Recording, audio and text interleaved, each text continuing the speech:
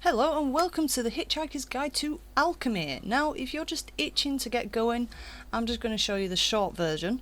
In order to create a potion and use alchemy, all you need is a mortar and pestle. That's one of these. You drag and drop it onto your character and add 2 ingredients with the same effect, and then click create potion.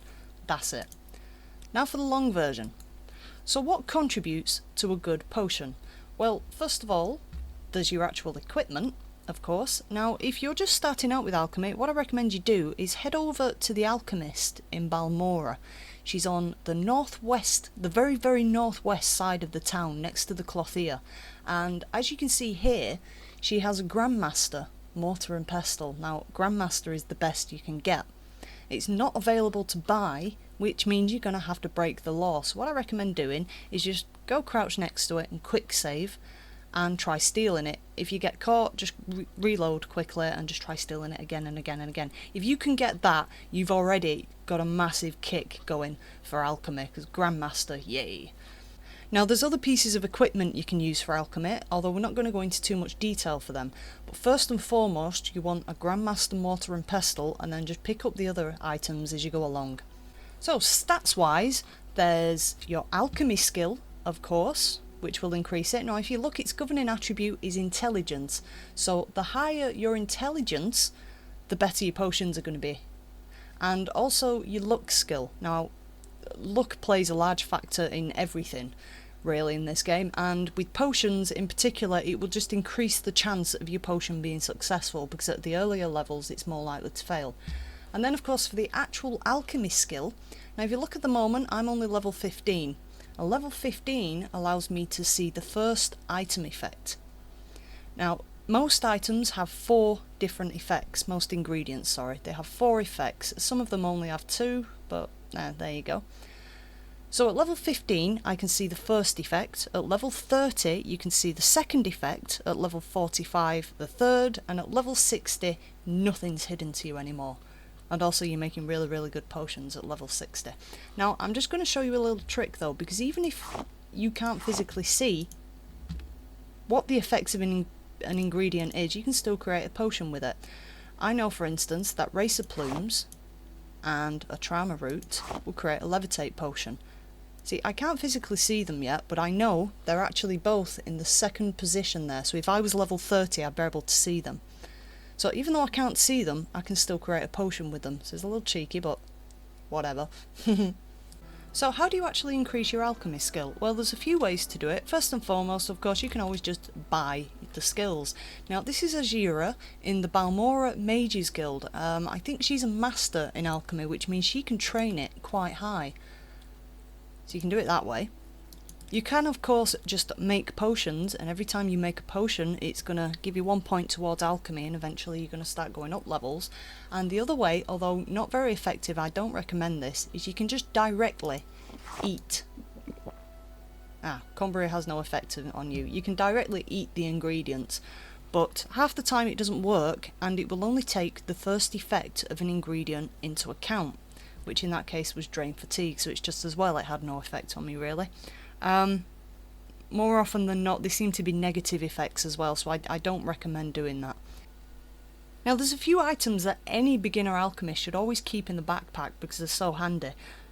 Now, the first item is a corkbulb root. That's these big bulbs. Comberries, there's the little berries on this bush. And salt rice, which generally grows near water.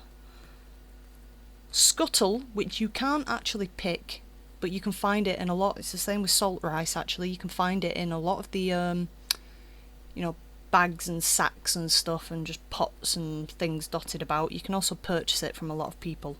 Trama roots, which come from these big shrub things, and racer plumes, which come from the flyers. So I'm just going to give you a few ingredients now and show you what all these do.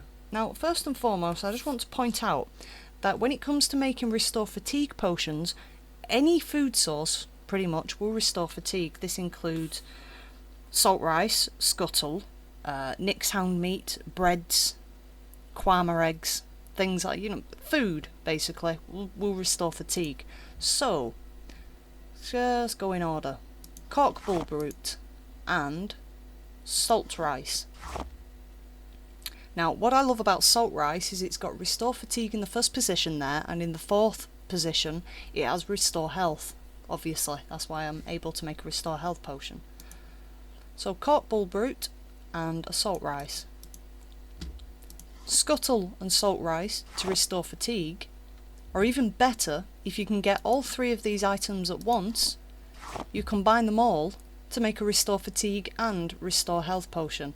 And there's no weight to these items, because the weight of the items you're actually putting into it will directly affect the weight of the potion at the end. So you want to be careful of that. But all these are 0.1, which means I'm going to be making very, very light potions. So there you have Restore Health and a Restore Fatigue potion. And in the second place, I like my Levitate Potions, which are the Racer Plumes and the Trama plants. Levitate, yay! They're very handy, especially at a low level, because even though it doesn't get you very far, sometimes it's just when you're out wandering about, you know, you need to be over there and you have to go all the way around instead, and it's like, nope, just bounce over. There you go, problem solved. And if you're a magic user, Comberries and Frost Salts or Void Salts.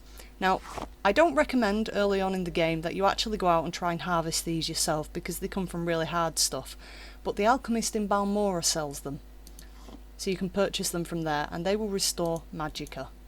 Right, now one final recipe I want to give you actually, that I've just thought of, is Heather+Scuttle.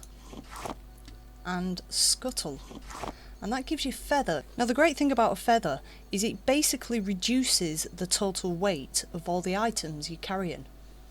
And in doing so can actually make you a little bit quicker as well, but it's very handy if you find yourself over encumbered, and you can just take a few feather potions.